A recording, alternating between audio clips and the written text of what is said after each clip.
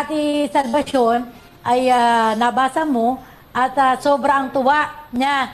Kaya po nag-decide ang team na puntahan siya. Yes. Hindi lang ipadala through pera padala yung tulong mo, kundi puntahan at makita talaga yung sitwasyon niya, Tay. At ito po, panoorin po natin. Ako po si Salvacion Villanueva. Dito po ako nakatira sa Yacal Street, Barrio San Isidro ng Tala, Caloocan City.